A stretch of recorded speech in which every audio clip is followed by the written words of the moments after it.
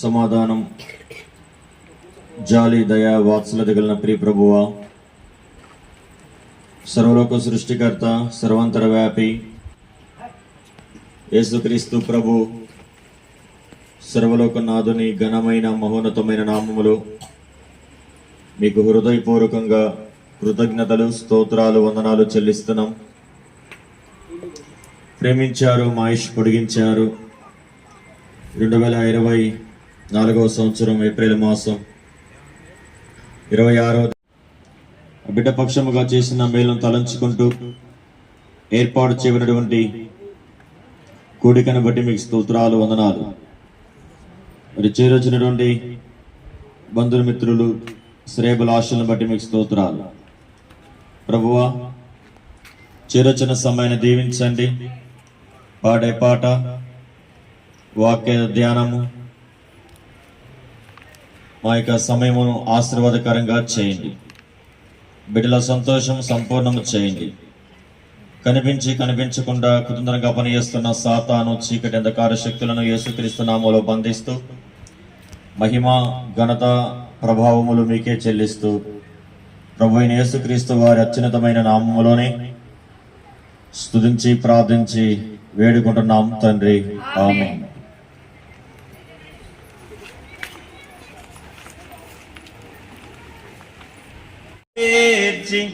నడిపించితివి గణముగను, నాకు ప్రభుడవై నా కాపరివై, నాకు ప్రభుడవై నా కాపరివై, నా జీవితములో ఉన్నావు. నిజముగా నిన్ను పొగడెదను, సన్నుతించెదను ఎల్లప్పుడు, సన్నుతించెదను ఎల్లప్పుడు. నిత్యము ఆయన కీర్తి నా నోట నుండు, నిత్యము ఆయన కీర్తి నా నోట నుండు. సన్నుతించెదను ఎల్లప్పుడు, సన్నుతించెదను ఎల్లప్పుడు. 14వ అధ్యాయం 26, 27 వచనాలు కలిసి చదువుకుందాం. యెహోవా యందు భయభక్తులు కలిగి ఉండుట బహుధైర్యము పుట్టించును, అట్టి వారి పిల్లలకు ఆశ్రయ స్థానం కలదు. యెహోవా యందు భయభక్తులు కలిగి ఉండుట జీవపు ఊట. చదువున్న వాక్యాన్ని ప్రభు మన కొరకు ఆశీర్వదించును గాక, ఆమేన్. ప్రియులారా, ఆ ఎండిపోయిన పరిస్థితి ఎలా ఉంటుందంటే చాలా అందవికారముగా, అందవిహీనముగా, చూడటానికి అసహ్యముగా ఉంటుంది. కారణం ఏంటి? మానవుని జీవితంలో ప్రవేశించున్న పాపం. చెప్పండి, మానవుని జీవితంలో ప్రవేశించున్న పాపం. పాపము అంటే ఆజ్ఞాతిక్రమం, దేవుని మాట వినకపోవుట, దేవుని మాట సత్యం, వాస్తవం, అది యథార్థం అని తెలిసి కూడా దాన్ని అవలంబించకపోవటం. కనుక ఆ దుస్థితి ప్రతి మానవుని జీవితంలో చేరుకుంది. అనేక వాక్యం ఉంటుంది, ఏ భేదమును లేదు, అందరూ పాపం చేసి దేవుడు అనుగ్రహించు మహిమను పొందలేకపోతున్నారు. అంటే ప్రతి మనుషుని ఎదుట మహిమ ఉంది. చెప్పండి, ప్రతి మనుషుని ఎదుట మహిమ ఉంది. ఈ మహిమలో శాంతి, సమాధానం, నెమ్మది, సమృద్ధి, సంతోషం, సకల ఆశీర్వాదములు ఇమిడి ఉన్నవి. కానీ అంతరంగములో ఉన్నటువంటి ఆ దోషం, మానవుని జీవితంలో ఉన్న పాపం ఆ మహిమను చేరకుండా, ఆ మహిమను పొందకుండా, ఆ మహిమను అనుభవించకుండా ఈరోజు అడ్డుకుంటుంది. కనుక ఈరోజు మానవుడు లోకములో ఎన్నెన్నో విషయాలను వెతుకుతున్నాడు, ఎన్నెన్నో విషయాల కొరకు విచారిస్తున్నాడు. కానీ దేవుణ్ణి వెతికే జీవితం లేదు. కారణం ఏంటంటే వివేకము లేని జీవితం. దేవుని వాక్యంలో చూస్తే 14వ కీర్తన 2వ వచనములో వివేకము కలిగి అది రానైనప్పుడు నీకు లోబడదు, నీకు అనుకూలంగా రాదు. కనుక నీతిమంతుల సంతానం దీవించబడుతుంది, నీతిమంతులు ఆశీర్వదించబడతారు. వారి సంతానం ఎన్నటెన్నటి కూడా ఆశీర్వాద కారణంగా ఉంటారు.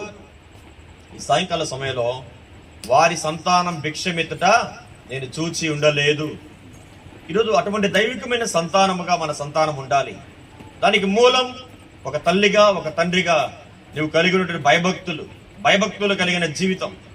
దేవుని సన్నిధికి భయపడుతూ, దేవునికి ఇచ్చే సమయాన్ని దేవునికి ఇస్తూ, దేవునికి ఇచ్చే ప్రాధాన్యత దేవునికి ఇస్తూ, అన్ని విషయాలు దేవుని గణపరుస్తూ, నువ్వు దేవునిపై పెట్టుకున్నటువంటి విశ్వాసమును బట్టి ఆ పిల్లలు ఆశీర్వదించబడతారు. కనుక మరి సాయంకాలం మనం చేరుచున్న ప్రియమైన బిడ్డలు మరి సోదరుడు విజయ్, సోదరు ఎస్తేర్, వారిని ప్రేమించిన కుమార్తె రేచల్, ఆ బిడ్డ యొక్క జన్మదినం ఆధారం చేసుకొని ఈరోజు మనం వచ్చి ఉన్నాం. మరి ఆ బిడ్డ జీవితంలో ఈరోజు ఇక్కడ చేరొచ్చిన వారు అందరి జీవితాల్లో కూడా ఈ అనుభవం రావాలి అంటే భయభక్తులు కలిగిన ఆ అనుభవంలోనికి రావాలి. ఆ మాట మరొకసారి మనం చదువుకొని ప్రార్థన చేసుకుంటాం. సామెతల గ్రంథం 14వ అధ్యాయం, సామెతల గ్రంథం 14వ అధ్యాయం 26, 27 కలిసి చదువుకుందాం. సామెతల గ్రంథం 14వ అధ్యాయం 26, 27 వచనాలు. యెహోవా యందు భయభక్తులు కలిగియుట బహుధైర్యం పుట్టించును, అట్టి వారి పిల్లలకు ఆశ్రయస్థానము కలదు. యెహోవా యందు భయభక్తులు కలిగియుట జీవపు ఊట. చెప్పండి, ఏ ఊట అంట? జీవపు ఊట. కనుక ఆ ఊట ముందు ఎటువంటి వ్యాధులు, ఎటువంటి బాధలు, ఎటువంటి సమస్యలు, ఎటువంటి కలవరాలు, ఎటువంటి భయములు కూడా నిలవవు. కనుక ఈరోజు మన జీవితంలో కూడా ఆ ఊటనివ్వాలి. ఏర్పాటు చేయబడినటువంటి చిన్నపాటి స్తుతి కృతజ్ఞత కోరికను బట్టి మీకు స్తోత్రాలు, రాగలన బిడ్డలను బట్టి వందనాలు.